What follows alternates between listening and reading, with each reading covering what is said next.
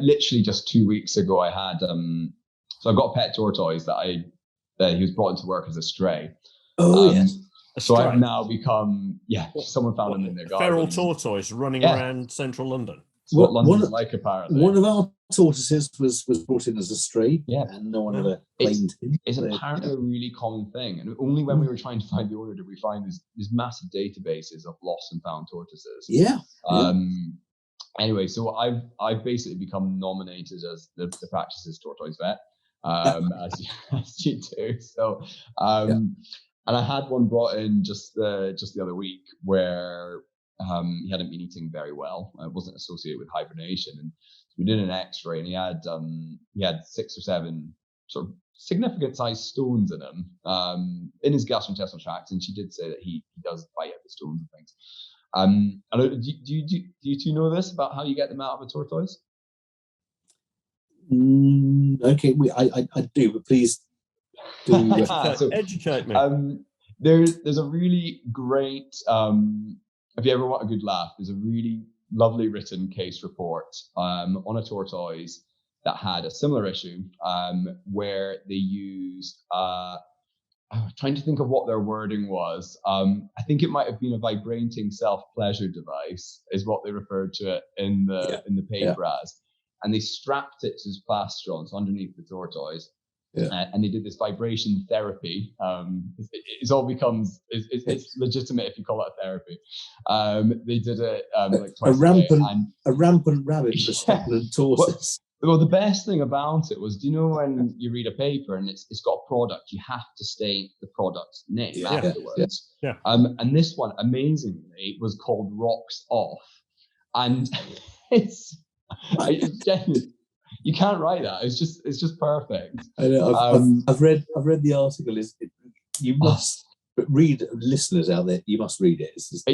If something's going to get you into reading journals, it'll be this one. I promise you. It's an exercise in the most cautious writing I've ever seen, because whatever they did, they could not sexualize it. They had to just give the facts, as lurid as it may be.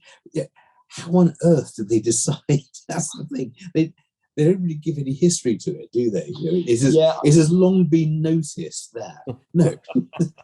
They did mention that. I think they would call it the tradition, or a traditional but unconventional method of putting the tortoise in a car and driving over the bumpy tractor ride. That's right. A bumpy ride was simulated by using. And special thanks to Samantha. We did discuss at work whether we'd have a kind of like an honesty box and someone could just leave something in there for the tortoise. Okay, guys, look, I've got another tortoise that you can stay. Where is it? Come on. Who's got it? For heaven's sake, no batteries. Oh, come on, guys. But to me, that's kind of the joy of general practice. I mean, if you, no offense to any specialist, but you're not going to get thrown that curveball on a daily basis, are you? So, every day really is a school day when you. Actually, I've got it here in the Tortoise News. Rocks off to get your rocks out. It's clear. It's written there. It's a one-line headline. Yeah. I only found out that.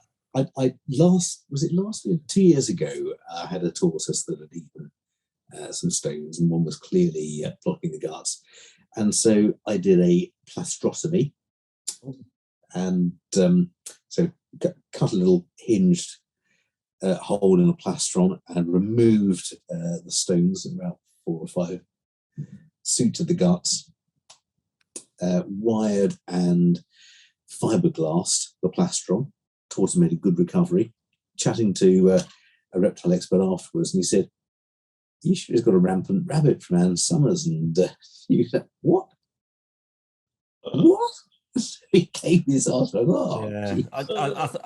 I've been talking to your tortoises, and they've been discussing this at length. And he's going, forget getting the rocks because he hasn't got a vibrator to use. Yeah.